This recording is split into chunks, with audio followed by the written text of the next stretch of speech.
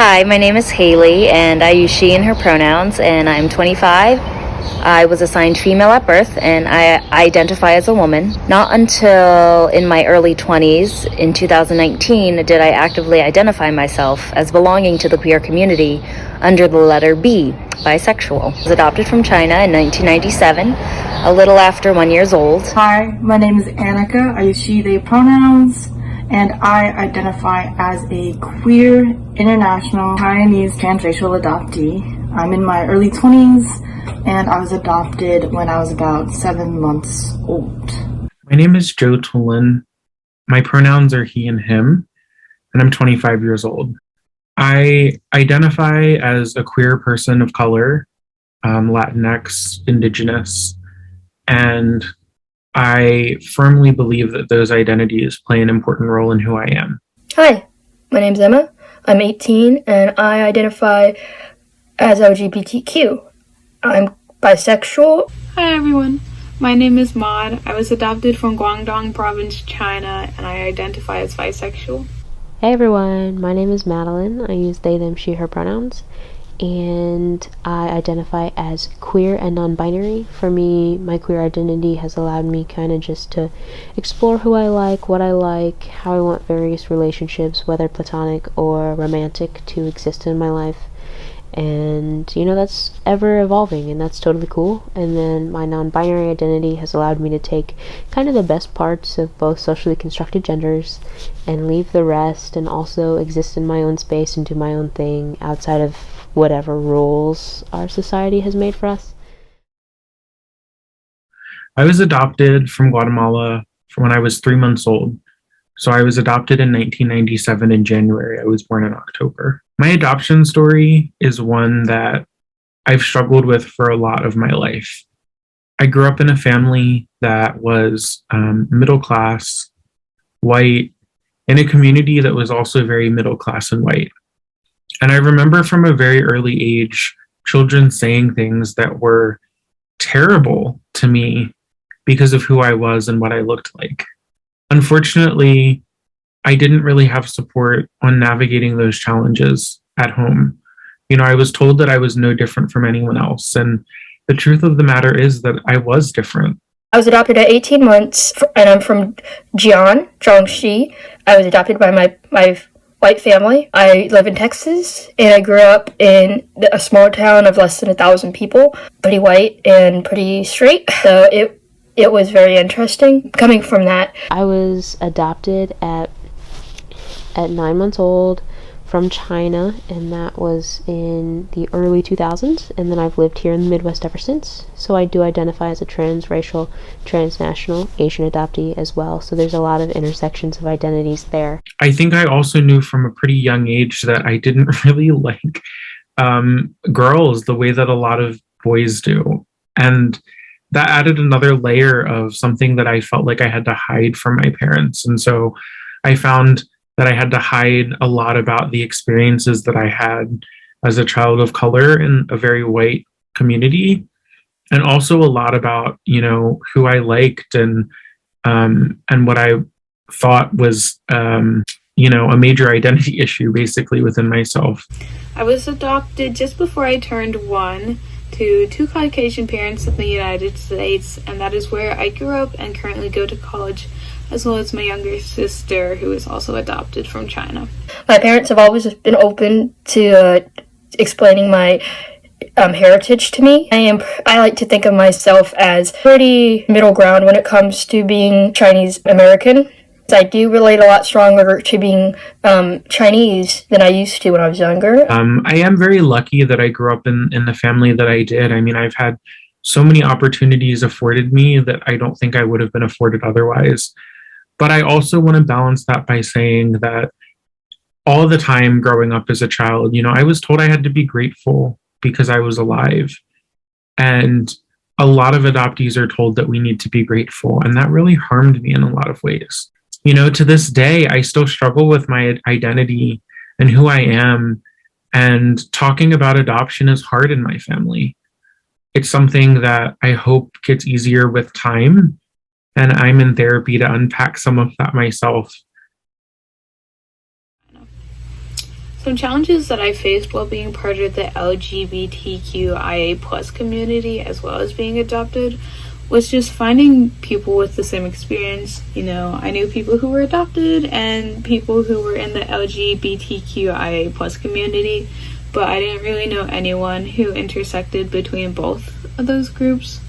So it was kind of isolating at first, but luckily I have been able to find more people in that group, and it has been really great to get to know them and to be able to talk about our experiences together. So I came out during COVID, probably the beginning of COVID. So the schools were shutting down. I'm homeschooled, but I still went to a group, and so I didn't really get to come out. And in many ways that was great because I didn't have to worry about everyone's, their standpoint on me. I mainly just had to worry about my own self and working on my own. And so that was a great experience for me. But towards things started opening up, it started being a struggle being LGBTQ and being in an area like that because I wasn't out, but I felt like an outsider because people would talk about boys all around me, and yeah, I mean, I am bisexual, so I do like some boys, but at that time I was largely attracted to girls, so it was a very awkward time for me. I think those two identities are invisible identities, so people don't know that I'm adopted or that I'm queer unless I tell them or show them. And I think it's taken me a long time to understand that I do want to tell people about those identities because they inform so much of how I approach conversations and how much I view the world. So the fact that I can now claim them and kind of make it people's business that, yeah, I am adopted, yeah, I am queer, like, let me tell you about it, because I didn't have someone like me growing up to advocate or explain so many things I didn't understand. So it's been challenging to understand those identities for myself and learn how to articulate them to others, to advocate for my younger self who didn't have that before. Recognizing that some of my biggest fears around coming out were being abandoned or being left out or being seen as even more othered than I already felt. And I can say that some of those fears came true and some of them didn't. And it's a very hard thing to do, and I think all of us who go through any kind of struggle, with identity or being adopted or being queer, and we all deserve some props for that. I've already talked about some of the challenges of being both LGBTQIA plus and also being adopted. But I think the thing that I'll highlight again is just I really learned to be dishonest about a lot of my life and who I was and what I wanted and what I was allowed to feel and all of those things. And I really started closing myself off because of all of those identities and the challenges that are faced by people of all of those identities, and being a person of color on top of that. Did I ever feel like I had to be perfect in terms of coming out? No. I was adopted by two white lesbian women, so coming out was never really an issue for me. I've been in spaces where people are accepting, but they're also like, it's a phase. I've been the partner that was the phase, and I have also experienced my partner being in the closet, but me not being in the closet. I'm gonna be honest and say that my family, they were kind of middle ground on the whole acceptance thing. They are white straight boomers, and I'm saying that in the kindest way. I grew up with gay uncles, but nobody really talked about it. My uncles, they came from a different time too. My family was accepting, but my family was also not. So I first came out at 16, and I grew up in a very white, evangelical, conservative town. Both my parents went to Bible college. We went to a very conservative church, and so for me to come out was extremely scary. And when I did, it was hard on my parents at first, and we had a lot of really big, deep very complicated conversations that, led to a lot of big feelings. But we really wrestled, and out of that conflict came a really beautiful relationship that I have with my parents regarding, my sexuality and gender. And my mom actually just went to her first Pride, because, the last 2 years we really haven't had Pride, but she just went to her first Pride, and that was really beautiful to witness. And so I'm very grateful for both my parents for wrestling with theology and wrestling with everything that they ever knew, and, choosing me in the process, because I know that that's not always the case. I think being part of the LGBTQ plus community also did add that pressure of worrying about coming out in my adoptive family. I think a lot of us grow up in families where our parents have this vision of who we're going to become, of what type of family we're going to have, of the children that we may have. And that narrative is really challenged when you come out as part of the LGBTQIA plus community. And I think that that's something that a lot of parents don't realize. As an adoptee, I was never going to be the perfect white child that I think my parents viewed having. And because I was also part of the LGBTQIA plus community, I was never going to have a wife and children in the way that they wanted. So it did put extra pressure on being perfect. And I struggle with people pleasing to this day. I struggle with things not being exactly the way that I think that they should be. Being a perfectionist, I guess, because I'm worried if I'm not good at those things, that I'll be seen as less of a person. They weren't the kind of people that were really excited about it. We did do a lot of work. It took about a year for both of me to come to terms with everything and them to come to terms with everything. I say come to terms like it's a bad thing, but finding out that you identify differently, in my experience, is, especially as a Chinese adoptee, as a kid, the one thing I wanted to be was the same as everyone else. And it was hard because, I'm a Chinese adoptee. I'm one of the only Asian people in this town. And I don't act like the stereotypic Asian. So coming out was something that made me more different than I am, and I didn't want to be at that time. Coming out was so scary, not just because of the communities that I lived in, but because I tried so hard to be the perfect daughter. I tried so hard to be the perfect adoptee and show gratefulness for being adopted, and show gratefulness and kind of trying to prove that I deserved to be here in the United States, or was that I was worthy of existing. And I still find myself doing that now. And so that's something that will probably be a lifelong journey of recognizing that I deserve to be just because I am. Did I worry about coming out to my adoptive parents? No. My parents are very loving and very open and kind of accept everyone for who they are. So I was very lucky in that aspect. Have I myself ever considered adoption? Yes, as a person in a same-sex relationship, I have. When it comes to the discussion about guardianship and the adoption industry, that's something I want to look into more and learn maybe about fostering or that type of stuff. It's definitely something I haven't thought of that much because I'm still pretty young and I'm learning how to take care of myself really before having a kid myself. That seems intimidating. I've totally considered adoption, even before I knew I was gay. I used to want to adopt from China, and I think I still do, but it's a little obvious I can't because I'm in a relationship with a girl, so the same-sex laws there prevent that. I always have thought about it just because I wanted to do something that impacted me so greatly. I look at my adoption like it's a blessing and a curse.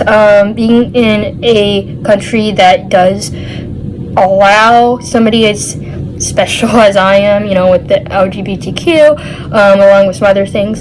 Having the opportunities that I have here is amazing. I know I wouldn't have them in China, but it's also difficult, I personally do not want biological children, and obviously adoption has been something that has been a big part of my life, and so I would like to continue that. And I understand it's most realistic for me to adopt in the United States if I continue living here, but I would like to adopt a child from China as well. I would think about adopting in the future. I think that there's a lot more complexity to it than I ever thought, and that it's okay to not know right now because I'm in my early 20s and I'm not really thinking about being a parent at the moment. But maybe when the time comes, I would definitely give the thought again. I know how adoption trauma and abandonment trauma has shown up in my own life, and how that could potentially show up in the life of a young person, and recognizing the need to have varied and diverse voices in their life. And so hopefully someday, if I choose to engage in that I will be in a place to provide those things. I will say that I've considered adopting. And the reason for that is that I can't have children on my own in the type of relationship that I see in my future. I think that there are challenges that hopefully I'm able to navigate better because of being adopted myself. But I recognize that everyone's adoption story is different, and how people grow up in their families is hard. And so while I've thought about adopting, I don't know if that's the right choice for me. And I don't know if that's going to be the right choice with whatever type of relationship I'm in the future. I think it would be a great benefit, especially to give somebody that same opportunity that I was given. When I think about the intersections of my adoption and queer belonging, I would say this relationship is one of empowerment.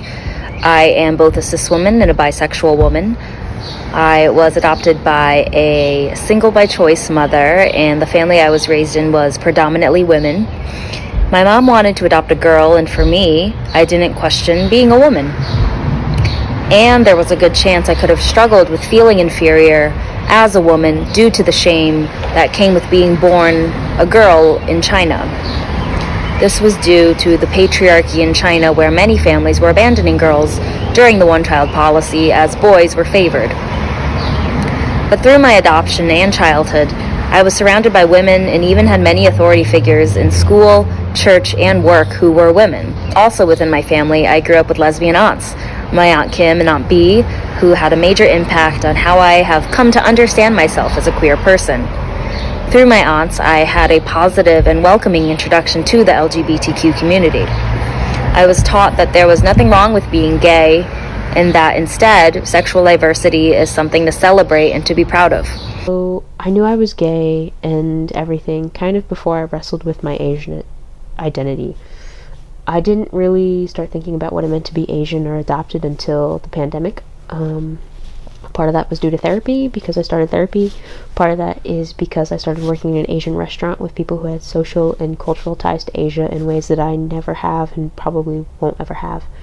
And so that was really interesting. And then also the rise in Asian hate and just the general pandemic kind of led to me exploring those identities through different Facebook groups and different books and everything, podcasts, and I found a really good group of people online. I've done various virtual and in-person gatherings with them. As you probably just learned from the name, it is a really specific group, so it is both kind of special in that it's like I have this really intricate personality. I have all of these different sides to me, and they're all wonderful and they're all beautiful. But on the other hand, as I said before, it is kind of isolating because it is such a specific community. With my race, I can't hide it. You know, I can't be white. That's not something I can do. But my sexuality, that is personal, so I can not talk about it. And I mean, it's hard sometimes, but sometimes it's necessary, you know, for protection and things like that. But yeah, being LGBTQ of color, it just makes things so much more complicated. I didn't see a lot of shows about adoptees or Asian people really. And I definitely didn't see shows about LGBTQ Asians, adoptees. That wasn't a thing. So throughout my life, I've wanted to see somebody on a show or a movie or a book have that same journey as me. And not exactly the same journey, but like the same characteristics. A queer adoptee of color is hard. One of the things that I recognize for a lot of adoptees is that we struggle in spaces in general because we feel different than other people. And being a person of color brings that own challenges. You know, I struggle with my racial identity a lot. I don't like to take up space in Latinx spaces because I don't truly feel part of that community, even to this day. So what's it like being an adoptee and a person of color? It's intense.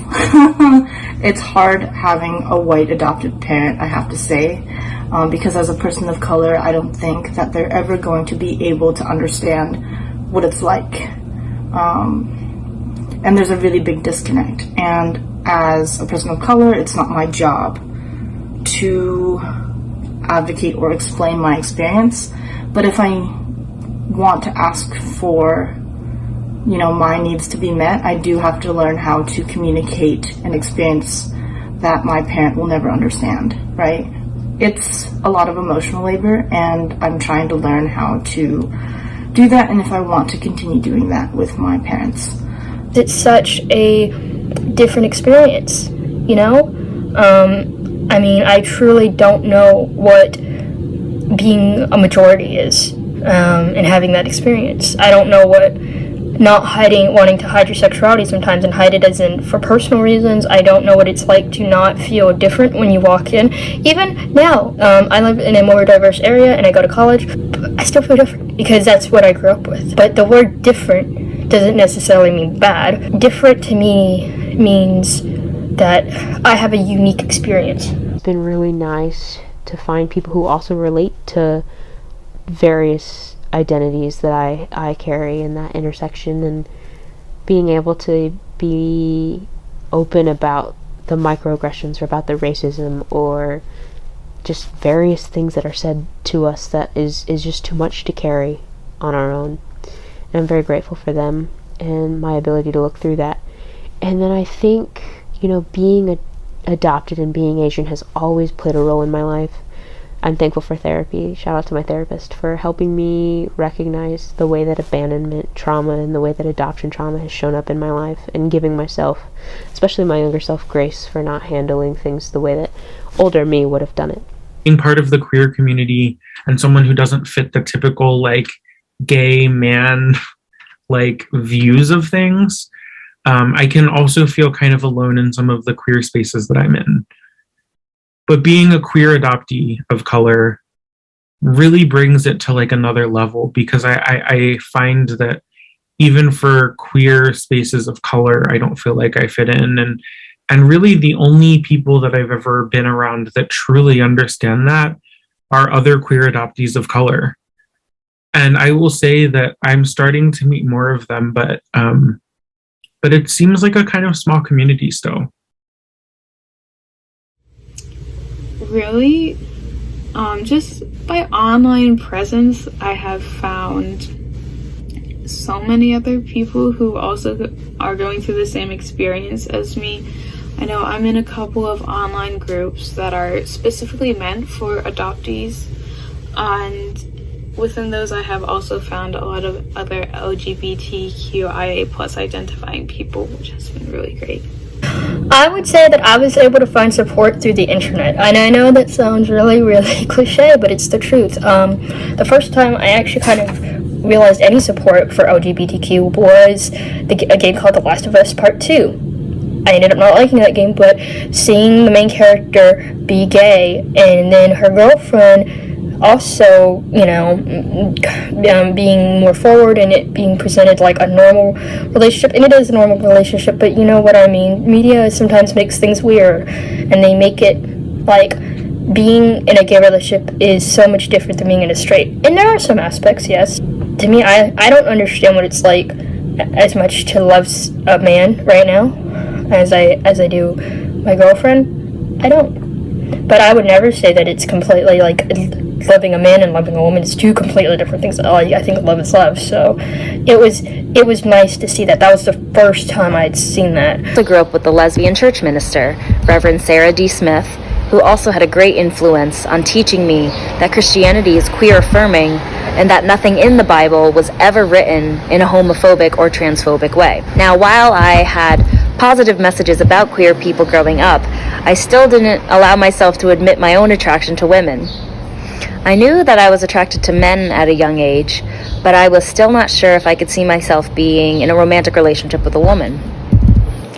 I saw many lesbians around me, but I just couldn't see myself as part of their group. It was only until my last year of college that I met another woman who was bisexual, and that was when I found a label that fit me. I would definitely say that being in such a small community makes it to where it's hard to find people, but once you find people that are like you, it's like, oh my god, it's amazing. You know, as I got older, I got Facebook, and I started looking through the Facebook groups, and I started seeing other adoptees share their story. I saw adoptees with a wide variety of perspectives, and I saw them, you know, talk about their journeys and everything, and it inspired me to dive deeper into my story. How was I able to find a community?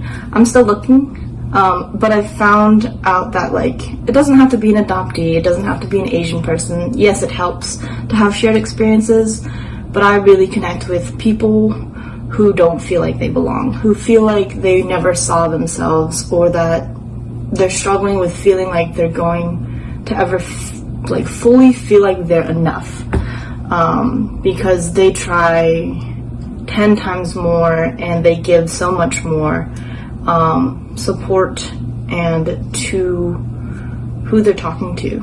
So community is still something I'm looking for, because I find it in people. I just haven't found it in a broader community yet.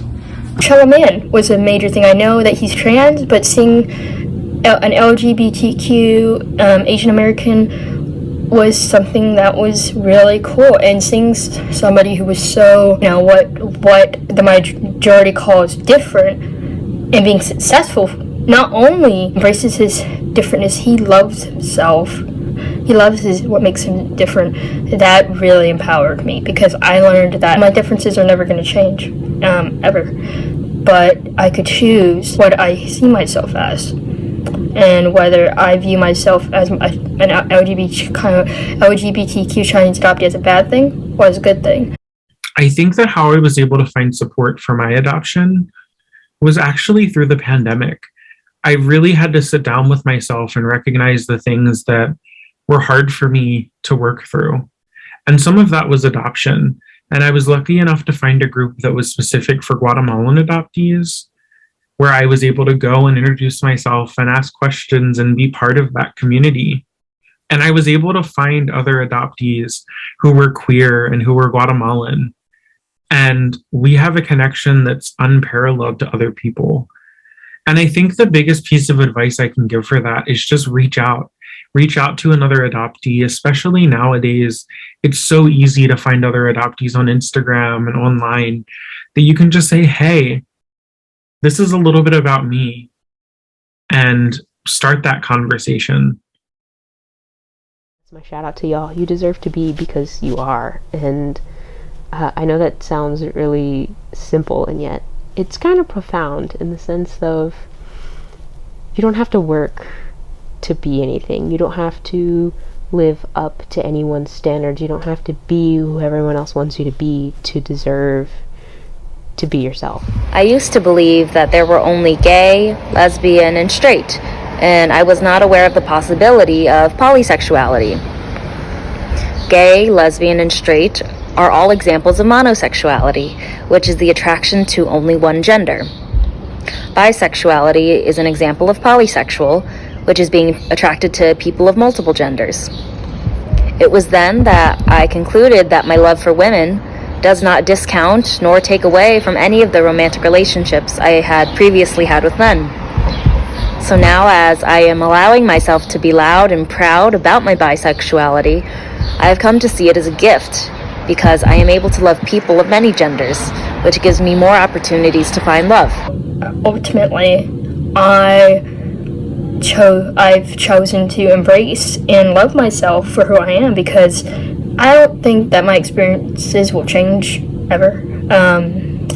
Mostly because, I mean, being a Chinese adoptee and being LGBTQ, it made me see so many things that I wouldn't have seen and experienced so much discrimination and see discrimination and feel discrimination that I would probably never feel if I was the majority, which was a white straight person, you know, a white straight girl.